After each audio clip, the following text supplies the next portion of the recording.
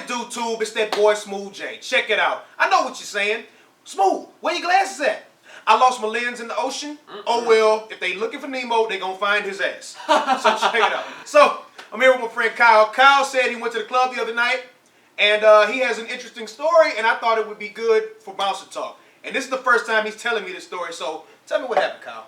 Well, it's not interesting, but actually, that's actually why I want to tell you, because I want to see what you have to say. I was at the club, and I was drunk, but I wasn't too drunk. I know my limits. I have never in my life, and this is true, I've never felt like I have gotten so drunk where I've made a fool of myself in a public situation. Okay. So I was talking to these two women. They had been alone the whole night, and they were sitting at the bar, and so I just casually walked over there, started up a conversation, and it was going well. We talked for maybe 20 minutes. They had their drinks. At first they were kind of quiet, then they got into it and got to know them a little bit. About 20 minutes into the conversation, the bartender came walking over, and he seemed really upset with me, and I didn't really know why. He didn't say anything. I felt kind of cold, and when he walked away, I asked them, I was like, do you know that guy? They're like, oh yeah, that's her boyfriend. So it was one of the girls' boyfriends. Okay. And then the other girl says, my boyfriend owns the club. So I was like, and she just said it like it was no big deal. And I was like, oh, okay. Okay. I kid you not, she barely finished the sentence when I felt a tap on my shoulder, and two bouncers were right there, and they said, come on man, you gotta go. And I was like, for what? They're like, hey, look, don't fight this, like, we're just gonna take you downstairs, you step outside. I was like, for what, 5 minutes? They're like, no man, you gotta go. I was like, what did I do? They're like, they're just telling us you're too drunk or something.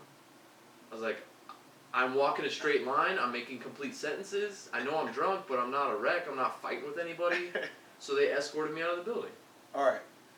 This is funny to me. I never heard this story until now. But let me explain. Alright, this is what happened. The bartender told on you. Mm-hmm. The bouncers, and I'm gonna speak from my perspective. We don't know the whole story. All we do is escort people out when we're told to. I figured that was the case. They were really polite, you know, and I figured that's probably usually the best route, because the more polite you are, the less you're gonna cause someone who's drunk to get angry. It kind of diffuses the situation. So I did see that, and that's why I went with them. Those are pretty good bouncers. Yeah. So I stepped outside, and as soon as the bouncers disappeared, I tried to go back in. Oh, yeah, that's something I've talked about before. Mm-hmm. Yeah, once you've been walked out the club, going back in is. I wasn't sure if the guy at the door saw me get escorted out. Right. Yeah. As soon as he saw me approach me, he's like, "I'm sorry, man, I can't let you back in." But when I first got to the club, it was a no hat policy, so they had my hat at the door. I was like, "Well, just inside this door, my hat's in the cubby." And he's like, "I don't know, man, I can't let you like." I was like, "I promise you, my hat is right in that. I can see the box. I have hat hair right now." He let me go in and get the hat, and I was like, I had this moment where I was like, he can't even see me right now. I could just take off up these stairs. But I didn't. I didn't do it. I just walked right back out and waited for my crew. But I was kind of mad for a while. I was like, I didn't do anything wrong. All right, let me explain something. A lot of times, and a lot of people always put this on the bouncer, and I get so upset when they do it. When security tells you got to go, I don't care. Yeah. If you are told by security that you have to leave, the best thing to do is just go. Right. Because there's no way you can stay afterwards. Right. You can't talk your way out of it. Mm-hmm. There's nothing you can do that'll make you stay. The only thing that could possibly happen is you turn it into a situation where somebody gets hurt. Most likely you. Mm-hmm.